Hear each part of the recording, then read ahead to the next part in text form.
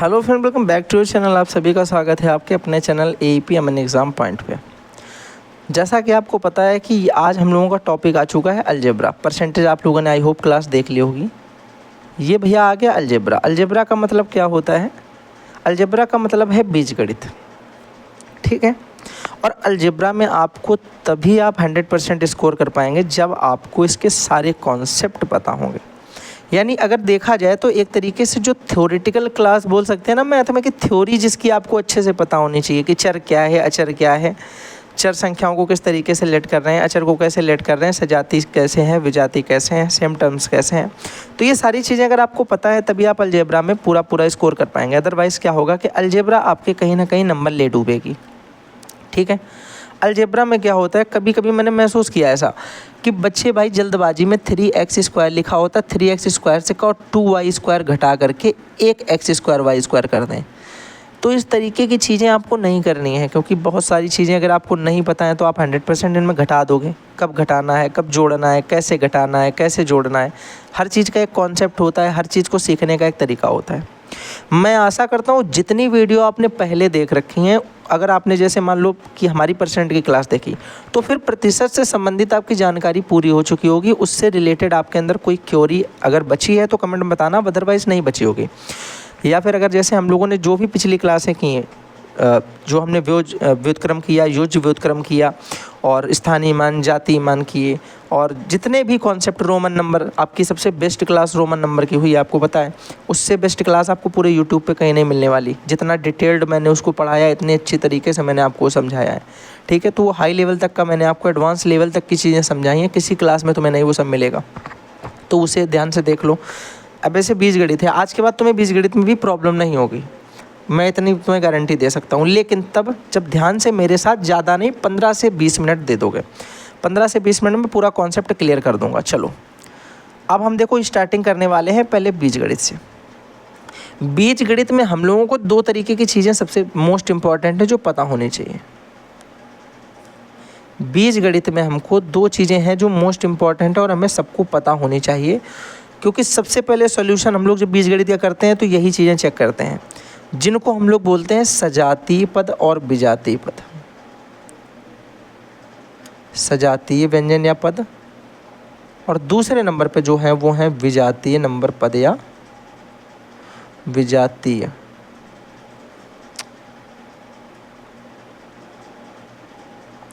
सजातीय या विजातीय। अरे यार गलत कैसे हो रहा है इतना आज। सजातीय या फिर विजातीय। अब बोलोगे भैया सजातीय और विजातीय का मतलब क्या है, ये समझा दो। सजातीय पद वे पद होते हैं, जैसे कि याद रखो इसमें दो चीज़ें तुम्हें सिर्फ पता चलनी है कि चर और घातांक। चर और घातांक अभी एकदम क्लियर हो जाएगा कॉन्सेप्ट, ध्यान से सुनना। और इसमें भी तुमने लिख दिया चर और घातांक। तो हम बोलेंगे भैया, तुम बोलोगे कि बीजगणित को दो भागों में हम लोग पढ़ते हैं, दो तरीके से पढ़ते हैं। एक तरीका हमारा सजातीय पद देख करके और एक विजातीय पद देख करके। दो ही तरीकों से क्वेश्चन को सॉल्व करने से पहले दो चीज़ों को हम देखते हैं। तो पहली चीज़ हमने क्या बताई भैया, सजातीय पद, और दूसरी चीज़ हमने क्या बताई, विजातीय पद। सजातीय पद वे पद होते हैं जिनके चर और घातांक कैसे होते हैं, समान होते हैं। और बोलोगे भैया विजातीय पद फिर क्या होंगे, तुम बोलोगे विजातीय पद वे पद होंगे जिनके चर और घातांक जो होंगे वो भिन्न भिन्न होंगे। मतलब सेम नहीं होंगे तो विजातीय पद होंगे, और सेम होंगे तो सजातीय पद होंगे। भैया ये बात ठीक है, पर ना तो मुझे चर पता है, मैं मान के चल रहा हूँ कि आपको कुछ भी नहीं पता है। तो आपने बोला भैया ना तो मुझे चर पता है क्या होता है, और ना मुझे घातांक पता है क्या होता है। मान लो तुमने बोला कि ना तो भैया मुझे चर पता है, ना तो मुझे घातांक पता है, पर मुझे अब ये पता चल गया कि बीजगणित दो तरीकों से सॉल्व करना है। पहले सजातीय पद और विजातीय पद देखने हैं। सजातीय पद वे पद हैं जिनके चर और घातांक समान हैं, विजातीय पद वे पद हैं जिनके चर और घातांक अलग अलग हैं। इतना बस समझ गया हूँ मैं, ठीक है। इतना तो समझ गए हो, तुम बोलोगे हाँ इतना समझ गए। अब देखो, अब तुमने कहा भैया चर क्या होते हैं ये बताओ, चर क्या होते हैं। तो ध्यान से सुनना, चर क्या होते हैं। चर ऐसे मान होते हैं कि ऐसे कोई कारक या मान, हम यहाँ लिख सकते हैं इनकी डेफिनेशन में कि ऐसे कारक या मान, ऐसे कारक या मान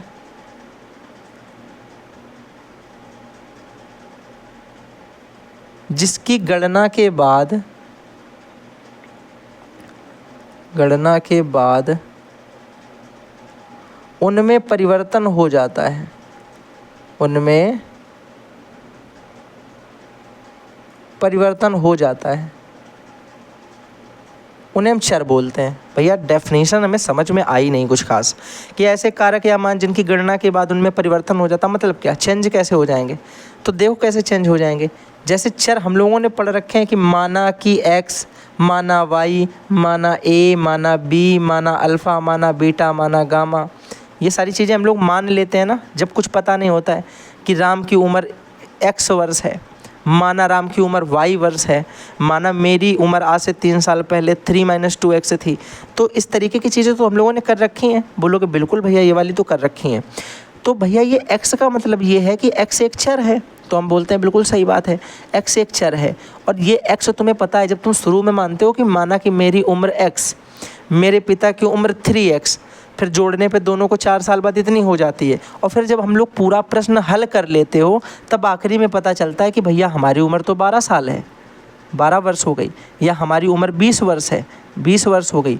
यानी कहने का मतलब जो शुरू में हम लोग x या y या z या a b c alpha beta gamma जो भी मानते हैं, आखिरी में उसका एक मान निकल के आता है कि नहीं आता है? बोलोगे बिल्कुल सही बात भैया, आखिरी में मान निकलता है, लेकिन पहले नहीं पता होता है तो हम लोग x मान लेते हैं। समझ में आ गई इतनी बात? बोलोगे बिल्कुल समझ में आ गई। शुरू में हमें नहीं पता, शुरू में हमने x मान लिया, लास्ट में जब हमारा एक मान निकल के आएगा उस वैल्यू का कि x का मान 40 आया, आखिरी में 12 वर्ष आया, 20 वर्ष आया, 40 वर्ष आया, इस तरीके से मान निकल के आ जाएंगे आखिरी में कि नहीं? बोलोगे हाँ निकल के आ जाएंगे। इसका मतलब हुआ कि शुरुआत में मान कुछ और था, बीच में एक गणना की गई या बीच में हमने कैलकुलेशन की और गणना करने के बाद ये मान बदल गया। तो हम बोलेंगे ऐसे कारक या पद, ऐसे कारक या ऐसे मान जिनका मान भैया गणना के बाद परिवर्तन हो जाता है, वो चर कहलाते हैं। इसमें नहीं अगर किसी को दिक्कत होनी चाहिए भैया, इसमें किसी को दिक्कत है क्या? बोलोगे भैया कोई दिक्कत नहीं, इतनी कायदे से समझाया कि पूरी बात यहाँ पे समझ में आ गई कि चर वे पद होते हैं जिनके मान गणना के बाद बदल जाते हैं या परिवर्तित हो जाते हैं। जैसे x, y, z, alpha, beta, gamma, theta, lambda, जो भी मानना है मान लो। बात समझ में आ गई? बोलोगे बिल्कुल चर, बिल्कुल कंफर्म भैया समझ में आया है, चर से अच्छा कुछ नहीं आया अभी तक। तो भैया बताओ, अगर चर एक टर्म हुआ तो एक टर्म अचर भी तो हमने सुना है, अचर भी तो सुना है। तो हमने कहा चर की डेफिनेशन समझ गए तुम? चर की डेफिनेशन तुमको आ गई? तुमने कहा बिल्कुल चर की डेफिनेशन तो आ गई कि ऐसे कारक या पद जिनका मान गणना के पश्चात परिवर्तन होगा। तो बस उसका उल्टा कर दो, ऐसे कारक या पद जिनका मान परिवर्तन नहीं होता, जिनके मान में परिवर्तन नहीं होता। 3 है तो 3 है, 4 है तो 4 है। तुमने कहा मैंने अपने भाई को x टॉफ़ियाँ दी, आखिरी में पता चलेगा ये x कितना है जब सॉल्व करोगे, 5 है x की, 10 है कि 100 है कि 2 डब्बे हैं। लेकिन अगर हमने तुमसे कहा मैंने अपने भाई को 5 टॉफ़ी दी, तो ये कन्फर्म है कि 5 ही दी हैं, 5 को नहीं तुम बदल सकते। ये नहीं कि तुमने 5 बोला बाद में बता दिया 5 नहीं 50 नहीं, गलत बात है। तुमने x माना था तब किसी को नहीं पता था, सब मान लेंगे कि हाँ भैया x दी होंगी, और x का मान जब आखिरी में निकल के आया तो सबको मानना पड़ेगा। लेकिन जब पहले तुमने 5 बोला तो 5 तो सबको पता है, 5 सबको पता होता है। 5 का मतलब होता है उंगली में जितनी उंगलियां और अंगूठा मिला के एक हाथ में वही 5 है। तो 5 मेरे भाई जो है वो कंफर्म वैल्यू है, एकदम एग्जैक्ट वैल्यू है जिसे परिवर्तन नहीं किया जा सकता। तो एक ऐसी दृढ़ वैल्यू या दृढ़ मान जिसे परिवर्तित ना किया जा सके अचर मान कहलाता है। 5 एक अचर मान है। 1 से लेकर के कोई भी नंबर है इन्फिनिटी तक वो संख्या होनी चाहिए, वो सारी की सारी अचर वैल्यू होती हैं भैया, इनको बदला नहीं जा सकता। बात समझ गए कि नहीं समझ गए? बोलोगे भैया चर समझ में आ गया, अचर समझ में आ गया, सजाती पद समझ में आ गया, विजाती पद समझ में आ गया, 4 चीज़ें समझ गए। और अगर तुम 4 चीज़ें समझ गए तो समझ जाओ पूरी बीजगणित समझ गए, क्योंकि बीजगणित में इन 4 चीज़ों का ही पूरा रोल है। ठीक है, अब समझो बीजगणित में प्रश्न किस तरीके से दिए जाते हैं। आपसे हमने दे दिया भैया कि बीजगणित में तुम्हें 2 चीज़ें समझनी है, एक तो जोड़ना सीखना है और दूसरा सीखना है घटाना। एक तो जोड़ना सीखना है, दूसरा सीखना है घटाना। तुमने कहा भैया जोड़ना सिखा दो पहले, घटाना तो बाद की बात है, पहले जोड़ना सिखा दो। तुमने कहा भैया जोड़ने के लिए कोई एक क्वेश्चन तो दे दो पहले। मैंने कहा चलो एक क्वेश्चन मान लो कि तुम्हें 4x की पावर 4 में और z की पावर 9 में, कॉमा लगा देना बीच में, 3z की पावर 9 और x की पावर 4 जोड़ना है। क्या करना है? जोड़ना है। तुमने कहा भैया सरल बात है, देखो ध्यान से, मैं कहता हूँ इस बीच वाली लाइन को हटा दो, पहले एक एक करके समझते हैं, घटाना बाद में समझेंगे। ध्यान से सुनो, इधर देखो बड़ा बड़ा। तुमने कहा भैया हमने लिखा 4x की पावर 4 और z की पावर 9, इसमें जोड़ना है 3z की पावर 9 और x की पावर 4 को। मैंने कहा ध्यान से सुनो, सबसे पहले हमें क्या चेक करना होता है जोड़ने के लिए? सबसे पहले हमें देखना है कि सजाती पद ही आपस में जोड़े जा सकते हैं, वही पद आपस में जुड़ेंगे जो सजाती हैं। तो सजाती का मतलब हम पढ़ चुके हैं, सजाती पद वे पद होते हैं जिनके चर और घातांक समान हों। तो भैया 4 तो अचर पद है, चर क्या है इसमें? x एक चर पद है, z एक चर पद है, इसमें भी z एक चर पद है, x एक अचर पद है। इसमें इस x अचर पद की घात कितनी है? 4। इस x अचर पद की घात कितनी है? 4। इस z वाले अचर पद की घात कितनी है? 9। इस z वाले अचर पद की घात कितनी है? 9। इसका मतलब ये बात है कि सही है, जुड़ जाएगा। अचर पद से में कोई मतलब नहीं, अचर पद को छोड़ दो, वो तो कन्फर्म जुड़ जाएगा। चर पद देखो, चर पद जुड़ जाएंगे कि नहीं जुड़ जाएंगे? आप बोलोगे भैया जुड़ जाएंगे आराम से। ये तो हमने कहा इन्हें जोड़ दो भाई, तुम बोलोगे 4 3 7 हो गया। z हो गए तुम्हारे कितने? ये z की पावर 9, ये z की पावर 9। कितने लोग हैं? हाथ उठाओगे। z की पावर 18 हो गई। कितने लोग ये सोच रहे हैं? तो ध्यान से सुनो बेटा, z की पावर 18 नहीं होगी, z की पावर 9 तो ये एक अचर पद है पूरा अपने आप में, और x की पावर 4 भी एक अचर पद है अपने आप में। तो केवल 7 हो जाएगा। केवल अचर पद जुड़ते हैं, चर पद को जोड़ते या घटाते नहीं हैं। चर पद को वैसे के वैसा ही लिख देते हैं, सिर्फ उनके अचर मान को आपस में जोड़ा जाता है। बात समझ गए? बोलोगे बिल्कुल भैया, अभी एक क्वेश्चन से इतना नहीं आया लेकिन आ गया है। दूसरा क्वेश्चन बताओगे तो थोड़ा सा और क्लियर हो जाएगा। एक क्वेश्चन और देखना।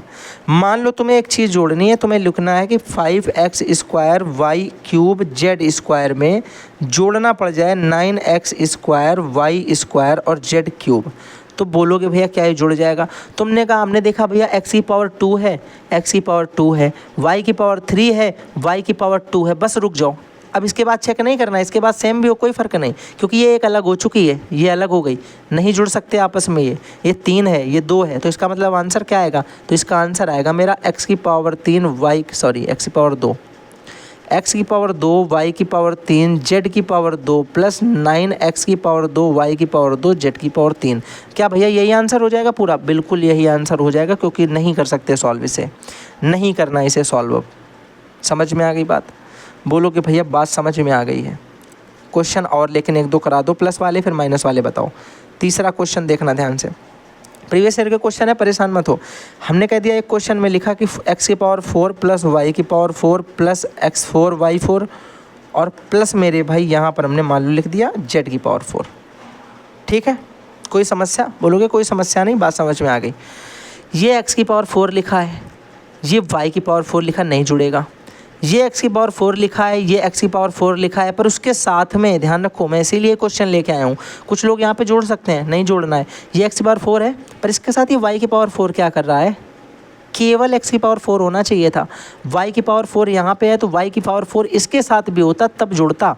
तुम बोल दो भैया ये एक x की पावर 4 है, ये y की पावर 4 है, और ये x की पावर 4, ये y की पावर 4, इन सबको जोड़ सकते हैं एक साथ? नहीं जोड़ सकते हो।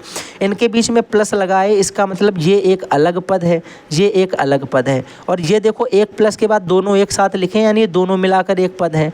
तो कोई दो अलग अलग पद को किसी एक पद के साथ जोड़ के थोड़ी ना हम दिखा देंगे पावर देख के। तो ये सजाती पद थोड़ी ना होते हैं। सजाती पद एक अपने आप में खुद सजाती होता है। तो देखो ये वाला पद अपने आप में कोई सजाती पद नहीं है। क्यों नहीं? आप समझ गए होगे, बात आ गई समझ में? यहाँ तक कोई समस्या किसी को? बोलोगे भैया कोई समस्या नहीं, इसका मतलब इसका आंसर भी यही बना रहेगा जो लिखा हुआ है, यही आंसर हो जाएगा। कोई दिक्कत? बोलोगे कोई दिक्कत नहीं। लेकिन भैया अगर मान लो क्वेश्चन हमें थोड़ा सा कठिन दे दिया जाए, तो सब आपने छोटे छोटे प्रश्न बता दिए, लेकिन अगर कोई प्रश्न जो है वो एकदम खतरनाक लेवल का दे दिया जाए, तो मैं कह रहा हूँ कितना खतरनाक तुम्हें दे देगा? सिलेबस के बाहर तो दे नहीं देगा। मान लो दे देगा 5x की पावर 4 दे दे, फिर प्लस लिख दिया तुमने 3x स्क्वायर वाई स्क्वायर, फिर मान लो तुमने लिख दिया प्लस का 9y क्यूब, फिर मान लो तुमने लिख दिया प्लस का 4x स्क्वायर वाई स्क्वायर, फिर मान लो तुमने लिख दिया प्लस का 2x की पावर 4, फिर मान लो तुमने लिख दिया 3y क्यूब x। और लिख दें क्या? जो चाहो और लिख दो, इसके आगे 12 आ रहा बढ़ा दो, एक मान लो लिख दिया, आगे 12 लिख दिया। अब तुमसे कहा कि बताओ इसका आंसर कितना होगा। अब आधे से ज़्यादा लोग ये कन्फ्यूज हैं कि ये इतना बड़ा टर्म दे रखा है, कैसे सॉल्व होगा। परेशान मत हो, शुरू से देखो। स्टार्टिंग में क्या लिखा, 5x की घात 4, x की पावर 4 है। हमें सिर्फ x की पावर 4 वाला टर्म देखना है, बाकी सबको मतलब अंधों की तरह निकल जाओ सबके पास से। तुमने देखा कि भैया x की पावर 4 यहाँ पे था शुरुआत में, ये वाला टर्म। इसके बाद ये देखो हम जा रहे हैं अंधों की तरह, हमें नहीं मतलब x की पावर 4 से मतलब है सिर्फ ये देखो है 2x की पावर 4, 2x की घात 4 और 5x की घात 4, तो 5 और 2 हमने कहा सिर्फ अचार पद जुड़ते हैं। 5 और 2 बोलोगे, 5 और 2 होता है भैया 7, 7x की घात 4 हो गया। यहाँ तक किसी को कोई दिक्कत? बोलोगे कोई दिक्कत नहीं, प्लस लगाया हमने, प्लस लगा दिया, कोई समस्या नहीं ना। तुमने कहा भैया ये लिखा है 3x² y², हमने कहा कुछ ना देखना, बस x² y² देखते चले जाओ।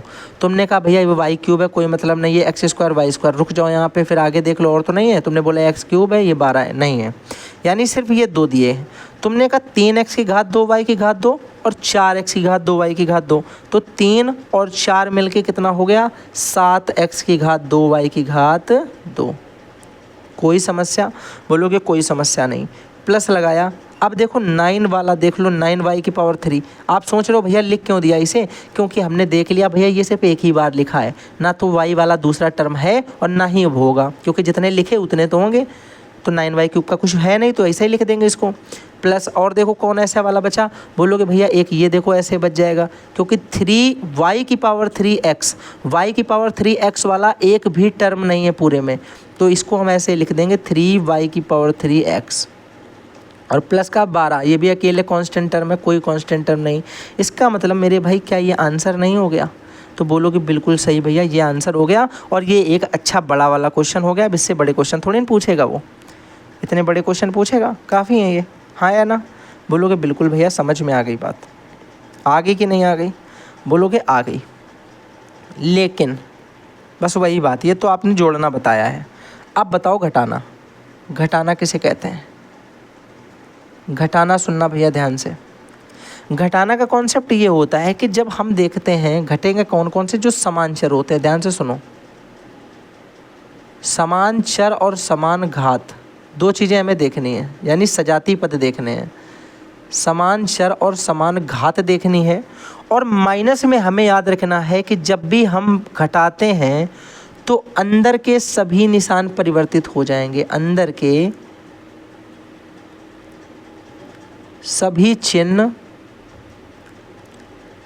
परिवर्तित हो जाते हैं, परिवर्तित हो जाते हैं। अंदर के लिख दो, आगे के सभी पद लिख सकते हो, तो सभी चिन्ह परिवर्तित हो जाएंगे सभी पदों के आगे के, ठीक है।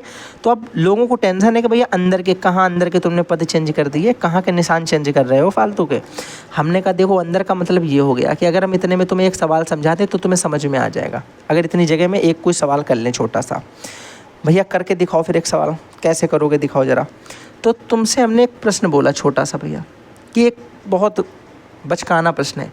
हमने कहा 4x की पावर 3 प्लस 9x की पावर 2 y की पावर 2 प्लस 8x और प्लस का 12, और हमें इससे घटाना है 4x की power 2 plus 3x² y² plus 2x और माइनस का 6। ध्यान से सुनो, ये हमें घटाना है, ये माइनस का निशान लगा देंगे, इसे हमें घटाना है। ध्यान से सुनना, अब यहाँ पे जो ध्यान से समझ जाएगा उसको समझ में आ जाएगा, अदरवाइज जो नहीं समझेगा वो भड़बड़ा जाएगा। देखना, तुमसे हमने कहा कि भैया जब भी हमें इससे मान लो इसको घटाना है, तुमने कहा यहाँ भैया 4x की पावर 3 था, यहाँ 2x की पावर 2 लिख दिया, अभी से इतना कठिन कर दे रहे हो तो इसको सरल कर देते हैं, आगे वाला बता देंगे थोड़ा सा टफ टाइप जो होता है। हमने कहा यहाँ पे हम लिख सकते हैं 2x की पावर 3, कोई दिक्कत नहीं, ठीक है। अब तुमने कहा भैया हमें इन्हें घटाना है, क्या करना है? घटाना। घटाने का मतलब माइनस, माइनस का निशान यहाँ पे लगेगा कि नहीं लगेगा? बोलो कि यस भैया लगेगा, बिल्कुल लगेगा। तो हमने तुम्हें बताया अंदर के सारे निशान परिवर्तित हो जाते हैं, किस अंदर की बात हम कर रहे हैं, बस यही तो समझना है। तुमने कहा भैया जब यहाँ तुमने माइनस लगाया तो ये वाला प्लस जो था ये भी माइनस हो गया, ये वाला प्लस जो था ये भी माइनस हो गया, पर ये वाला माइनस जो था ये प्लस हो गया। अच्छा, इसका मतलब सारे निशान बदल देने हैं नीचे वाली लाइन के। हाँ, बस इतना याद रखो कि नीचे वाली लाइन के सारे निशान बदल देने हैं, इतना ही तुम्हें याद रखना है। और जब सारे निशान बदल जाएंगे, ध्यान से सुनना, जब सारे निशान बदल दोगे तो ऊपर वाला निशान अब कोई मान नहीं रखा जाएगा, इसका कोई अपने आप में अब मान्य नहीं है। जिसका कोई मायने नहीं अपने आप में, ये रूल ख़त्म हो चुका है। अब तुम्हें सिर्फ नीचे वाले निशान को समझना है। यानी तुम बोलोगे भैया ये 4x की पावर 3 था, उससे 2x की पावर 3 क्या हो रहा है, घट रहा है। ये वाला निशान देखो जो नए लगाए, तो कितना बचेगा, तुम बोलोगे 4 से 2 चला गया 2, बाकी हमें पता आचार पद तो कुछ बदलता नहीं, वैसे लिख देते हैं। 9 में से अगर ये 3 क्या हो रहा, घट रहा है, ये जो भूल जाओ जोड़ने वाला, इसका कोई मतलब नहीं है। ये घटने वाला निशान नीचे वाला देखो, 9 में से 3 क्या कर रहा, घट रहा, तो कितना हो जाएगा, बोलोगे प्लस का 6x की पावर 2 y की पावर 2 बचा। फिर तुमने कहा भैया प्लस के 8x से माइनस का 2x हो गया, प्लस 8 से माइनस 2 घटेगा तो प्लस का 6 बचेगा और x y से लिख दोगे। तुमने कहा भैया ये 12 था, ये 6 था, दोनों प्लस के हैं, तो प्लस के क्या हो जाते हैं, जुड़ जाते हैं, तो ये प्लस का 18 हो जाएगा। आई होप तुम्हें ये बात समझ में आ रही होगी। आई होप तुम्हें ये आंसर भी समझ में आ गया होगा। अगर तुम्हें ये बात समझ में आ गई है तो 1-2 क्वेश्चन और करते हैं जल्दी जल्दी से, ठीक है भाई। देखो थोड़ा सा आपको टफ चीज़ें लगेंगी, लग सकती हैं, क्योंकि अगर आपने नहीं पढ़ा तो ज़्यादा टफ लगेंगी। हाँ अगर पढ़ रखा है तो फिर इतनी टफ नहीं लगेंगी। मान लो एक सवाल आपको दे दिया जाए, 9x की पावर 4 y की पावर 3 प्लस 4x की पावर 3 y की पावर 4 और प्लस का z की पावर 9, और इससे तुम्हें सॉल्व क्या करना है, तुम्हें करना है 2x की पावर 4 y की पावर 3 प्लस 3x की पावर 3 y की पावर 4 और माइनस का माइनस कर दें या प्लस कर दें, प्लस कर दो यहाँ पे क्योंकि चेंज करेंगे भी ना, 4z की पावर 9, और हमने कहा इसे सॉल्व कर दो। तुमने कहा भैया अभी आपने बताया, मैं वही कॉन्सेप्ट लगाऊंगा, मुझे कुछ नहीं पता, अगर घटाना है तो यहाँ पे माइनस लगा देंगे, ये माइनस हो जाएगा, ये भी माइनस हो जाएगा, सारे निशान बदल देते हैं। इतना आपने बताया, हमें समझ में आ गई बात। हमने कहा ठीक है बात समझ में आ गई तो सॉल्व कर लो। तुमने कहा ये देखो लिखा 9 में से 2 चला गया, पहले ये देख लो कि सजाती हैं, x पावर 4 x की पावर 4 x पावर 3 y की पावर 3 और y की पावर 3 सजाती हैं, घट जाएंगे। 9 में 2 चला गया, 7 बचा, x की पावर 4 और y की पावर 3। यहाँ तक किसी को कोई दिक्कत, बोलोगे कोई दिक्कत नहीं। अब आप सोच रहे होगे कि भैया यहाँ पे माइनस तुमने पहले लिया था, माइनस ही लिए रही थे, क्या परिवर्तन हो गया, उससे माइनस होता तो प्लस हो जाता। आपको यहाँ पे एक कॉन्सेप्ट बताना था, इसलिए मैंने यहाँ माइनस लिया। अभी आगे जब करेंगे तो आप समझ जाओगे कि मैंने यहाँ पे माइनस क्यों कर दिया, प्लस की माइनस लिख के प्लस क्यों कर दिया। मुझे कोई फ़र्क नहीं उससे पड़ता, सॉल्व तो वो भी हो जाता, लेकिन दिक्कत ये होती कि आप एक चीज़ ना समझ पाते। अब आपको वो चीज़ मैं यहाँ पर समझा दूँगा, ध्यान से सुनो। ये आपने लिखा 7x की पावर 4 y की पावर 3, बात समझ में आई यहाँ तक, बोलोगे बिल्कुल समझ में आई। अब देखो यहाँ से 4 में से 3 चला गया, कितना बचा, बोलोगे यहाँ पे बचा 1x की पावर 3 y की पावर 4, हाँ या ना। अब यहाँ पे सबसे ज़्यादा कन्फ्यूजन वाली बात तुम्हारे लिए ये हो जाएगी, जब यहाँ लिखा है z की पावर 9 तो इसका मतलब कुछ नहीं है तो 1 होगा, हाँ या ना, बोलोगे कुछ नहीं तो 1 तो बना ही होता है, सबका अपना घर का 1 है। तो यहाँ हो गया z की पावर 9, z की पावर 9 से 4z की पावर 9 घटाना है। तुम बोलोगे भैया हमने आज तक ये पढ़ा है कि 4 से 1 घटता है, आज हमें आप बता रहे हो कि 1 से 4 घटा दो, तो जब 4 से 1 घटता है तो 3 बचता है, जब 1 से 4 घटता है तो माइनस का 3 बचता है। क्यों बचता है माइनस का 3, भैया हम घटाते 4 से 1 को ही हैं, घटाते 4 से 1 को ही हैं, 3 बचेगा। लेकिन बताओ अच्छा 4 बड़ा है कि 1 बड़ा है, बोलोगे भैया बड़ा वाला टर्म तो यहाँ पे 4 है, 4 के आगे जो निशान लगा हुआ है वही निशान उत्तर में लगेगा। तो देखो यहाँ 4 से 3 घटा, 4 के आगे कोई निशान नहीं लगा तो हमने भी कोई निशान नहीं लगाया। यहाँ देखो 1 और 4 में हमने घटा के 3 लिखा, फिर 4 के आगे देखो कौन सा निशान लगा, बोलोगे माइनस का, तो हमने माइनस लगा दिया। बात समझ गए कि नहीं, बस ये कॉन्सेप्ट छोटा सा कॉन्सेप्ट था, एकदम बच्चों वाला समझाना था आपको। समझ में आ गई बात कि नहीं आ गई, बोलोगे भैया 100% बात समझ में आ गई। अगर हम इस z की पावर 9 से 4z की पावर 9 को घटाएंगे तो इसका मतलब आंसर तो बचेगा 3z की पावर 9, ये तो ठीक बात है। लेकिन हमने देखा 4 के आगे माइनस लगा है, 1 के आगे प्लस लगा है, बड़ा कौन सा है 4, इसलिए 4 के आगे माइनस लगा तो मेरे आगे भी माइनस ही लगेगा। ये इसका आंसर आ गया। भैया हमें ये बता दो कि बात समझ में आ रही है कि नहीं, समझ में आ रही है ना। कमेंट बॉक्स मुझे भरा हुआ चाहिए, जिसको जिसको क्लास समझ में आई। ऐसा नहीं कि पढ़ के तुम चले गए, भाई ये मत करना, ठीक है। आगे देखना, अगला क्वेश्चन भैया देख लेते हैं। एक क्वेश्चन कोई और छोटा सा देख लेते हैं, जिसको थोड़ा सा कुछ चेंज कर देंगे ताकि आपको कुछ अलग चीज़ बता पाऊँ। और ये लास्ट क्वेश्चन होगा मेरा, फिर एक क्वेश्चन आपको आंसर के लिए दे देंगे या फिर सिर्फ बता देंगे, नहीं देंगे, चलो ठीक है। 9y की पावर 3 प्लस 4y की पावर 3z माइनस का 4z स्क्वायर x प्लस का 8, और मान लो इससे हमें घटाना क्या है वो देख लो, 3y की पावर 3 प्लस का 2y की पावर 3z प्लस का 3z⁴ प्लस का 9x बटे में घटा कर दिखा दो। ठीक है, तुमने कहा भैया ठीक है घटाना है ना इसे, हमने कहा हाँ घटाना है, तुमने कहा भी घटा दे रहे, देखो कैसे, आपने बताया ये माइनस कर दो, ये माइनस जाके सब माइनस कर देगा, सारे माइनस कर देगा। बढ़िया, समझ में आ रही बात, माइनस कर दी है हमने। ठीक है, अब सुनो, यहाँ पे 9 में से 6 चले गए, 9 में से 3 चले गए, 6 बचे, 6y⁴। भैया समझ में आ गई बात। 4 में से 2 चले गए तो प्लस के 2y⁴ और z, ये भी समझ में आ गई बात। भैया -4 और -3, यहाँ सुनो बात, ये माइनस का 4 है, ये माइनस का 3 है। जब भी दो समान निशान वाली संख्याएं हमें दिखाई पड़ती हैं तो हमेशा वो जुड़ जाती हैं। जब भी दो समान निशान वाली, जैसे हमने कहा एक 3 लिखा है, एक +5 लिखा, तो देखो इसके आगे प्लस लगा, 3 के आगे भी माइनस नहीं तो प्लस होगा, तो दोनों जुड़ के 8 हो जाएंगी। हमने कहा अगर एक लिखा -3, एक लिखा -2, तो देखो 2 के आगे भी माइनस है, 3 के आगे भी माइनस है, तो इसका मतलब आंसर जो आएगा वो -5 आ जाएगा। तो जब भी दोनों आगे के निशान सेम होते हैं तो हम हमेशा जोड़ते हैं, लेकिन निशान हमेशा उसी का लगाते हैं जो बड़ा है। ये बात समझ में आ गई। आप बोलोगे भैया इसके आगे भी माइनस लगा है, सॉरी इसके आगे भी माइनस लगा है, इसके आगे भी माइनस लगा है, इसका मतलब हमें ये पता कि दोनों जुड़ जाएंगे, तो 4 और 3 7 आ जाएंगे। फिर हमने देखा बड़ा कौन सा है, 3 की 4, 4 के आगे माइनस लगा, तो इसका मतलब यहाँ पे माइनस आ जाएगा। और z⁴ और x, कोई समस्या? बोलोगे कोई समस्या नहीं।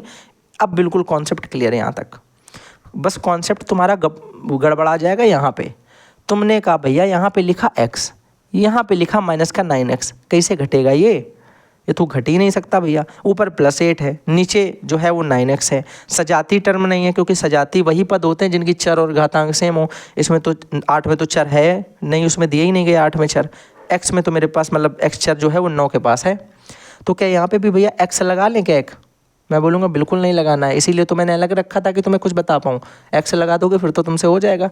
देखो क्या करो भैया, कुछ ना किया करो, पहले देखो कि चर वाला पद कौन सा है, ये वाला चर वाला पद है कि ये वाला। तुम बोलोगे भैया नीचे वाला है चर वाला पद, -9x है नीचे, तो पहले उस पद को लिख दो -9x। बाद में ऊपर वाला पद कौन सा है, +8, अचर पद है, लिख दो +8, क्योंकि सरल नहीं हो सकते ना ये दोनों, तो जो नहीं सरल हो सकता उसे हम सरल करेंगे ही नहीं, छोड़ देंगे वैसे। ये आंसर हो गया। बात समझ में आ गई कि नहीं आ गई? बोलोगे बिल्कुल भैया कॉन्सेप्ट क्लियर है एकदम। जो पद मेरे सेम नहीं होते हैं, सजाती या जाती विजाती पद होते हैं, उन पदों को वैसे ही नीचे उतार दिया जाता है, बस कुछ नहीं करना। बात समझ में आ गई? बोलोगे बिल्कुल समझ में आ गई। हमने कहा अगर भैया समझ में आ गई तो एक क्वेश्चन का आंसर कमेंट बॉक्स में बता देना अगर चाहना तो।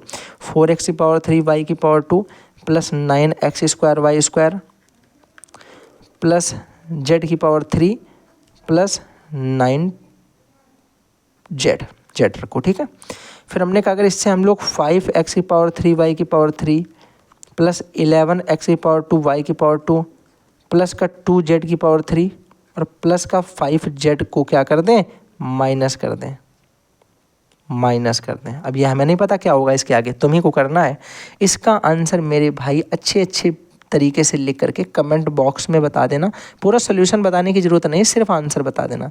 कमेंट बॉक्स में इसका आंसर बताना, जिसका आंसर पहले आएगा मैं आंसर को पिन कर दूंगा। देखो मैं तुम्हें बताऊंगा, अगर तुम्हें कोई चैप्टर पूरा सीखना है, तुम स्कूल में एक सेमेस्टर 6 महीने में पढ़ते हो, पर यहाँ पर मैं तुम्हें वो चीज़ भैया आधे घंटे में भी अगर बता रहा हूँ तो तुम्हें बोरिंग लगेगा, तुम्हें लगेगा बहुत लंबी क्लास कर दी, 10 मिनट बोल के 30 मिनट खींच दिया। खींच नहीं रहा हूँ, लगातार बोल रहा हूँ, लगातार नई चीज़ समझा रहा हूँ, तब भी टाइम हो गया। तो समझो यानी चीज़ तुम्हें समझ में आई होगी, अच्छी चीज़ तुमने पढ़ी है। तो खो जाया करो क्लास देखते देखते, उसमें जब सीखना है तो उसको बहुत ध्यान से देखो, तुम्हें एक एक चीज़ समझ में आ जाएगी, ठीक है। चलो इसके साथ में आपको ये समझ में आ गया, कमेंट बॉक्स में आंसर करना। नए हो तो चैनल को सब्सक्राइब करना, पुराने हो तो बस लाइक कर दो, चले जाओ, कोई दिक्कत नहीं। उसके बाद कमेंट बॉक्स में कमेंट अपनी बताओ, अच्छे अच्छे सजेशंस दो मुझे कि भैया ये वाली चीज़ छूट गई, इस वाली चीज़ को भी बता दो, तो मैं अलग से बता दूंगा, ठीक है। तो इसी के साथ में थैंक्स फॉर वॉचिंग।